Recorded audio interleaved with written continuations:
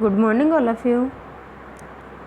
आज हम second class में 7वां पाठ बरसों पानी पढ़ेंगे। ये कविता है। इस कविता में कवि हैं सोहनलाल द्विवेदी। कवि बताते हैं कि बरसात का पानी जब वर्षा होने लगती है तब वह सबके मन को भाती है, और जो छोटे बच्चे होते हैं उनको तो वह बहुत ही अच्छी लगती है। बच्चे खुश होकर बारिश में नहाते हैं और उनकी गर्मी दूर हो जाती है। ठीक है। कवि बादल से प्रार्थना करता है कि हे बादल, तुम खूब बरसो, तुम धीरे धीरे बरसो, तुम रिमझिम बरसते रहो, रम रम बरसते रहो, रमते रहो और बरसते रहो। धीरे धीरे, बिल्कुल धीरे धीरे बरसो और रुक रुक कर बरसो। ठीक है। और कवि कहते हैं कि तुम ऐसे बरसो कि हमें हैरानी नहीं हो। बादल, तुम ऐसे बरसो कि हमें हैरानी नहीं हो। तुम्हारे बरसने से हमारा शरीर और हमारा मन दोनों ठंडे हो जाते हैं और गर्मी की तो नानी ही मर जाती है, अर्थात गर्मी समाप्त हो जाती है। तो हे बादल, तुम खूब बरसो। ठीक है। तो हम आज ये कविता पढ़ रहे हैं। उद्देश्य, इस पाठ का क्या उद्देश्य है, इस कविता को प्रस्तुत करने का क्या उद्देश्य है।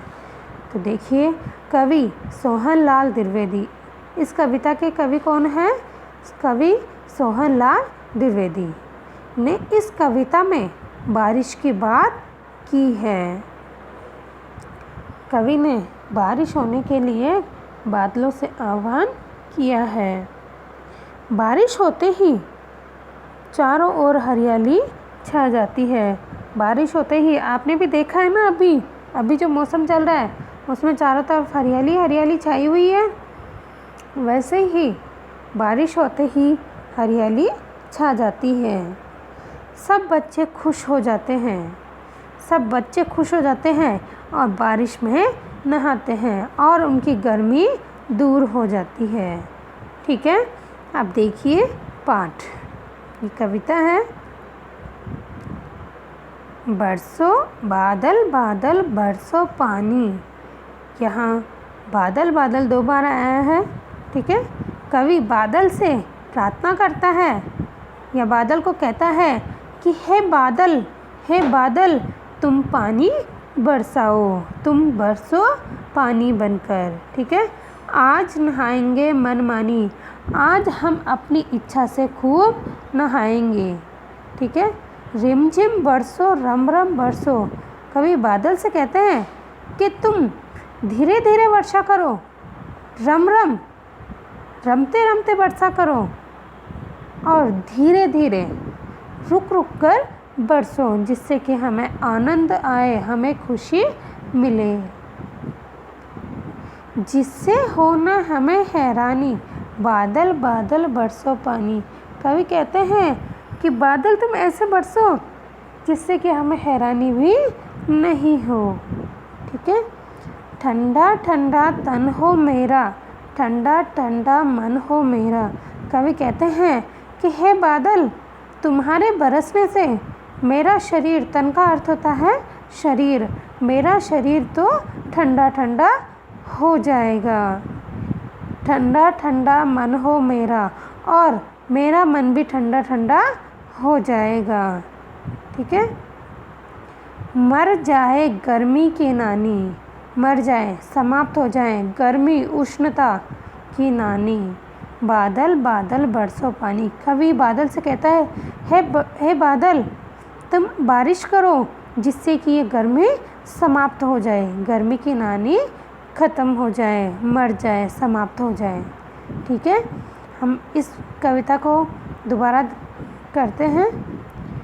बादल बादल बरसो पानी, आज नहाएंगे मनमानी। कवि बादल से आग्रह करता है कि हे बादल, तुम खूब बरसो, अपने पानी को बरसाओ। आज नहाएंगे मनमानी, आज हम अपनी मर्जी से, अपनी इच्छा से खूब नहाएंगे। ठीक है। रिमझिम बरसो, हे बादल तुम धीरे धीरे वर्षा करो। रम रम बरसो, रमते रमते बरसो। धीरे धीरे, तुम बिल्कुल धीरे धीरे बरसो। थम थम बरसो, थम का अर्थ होता है रुक रुक कर बरसो। कवि बादल से आग्रह करता है कि हे बादल तुम धीरे धीरे वर्षा करो, तुम रमते रमते बरसो और धीरे धीरे बरसो और रुक कर बरसो, जिससे कि हमें आनंद का अनुभव हो। ठीक है।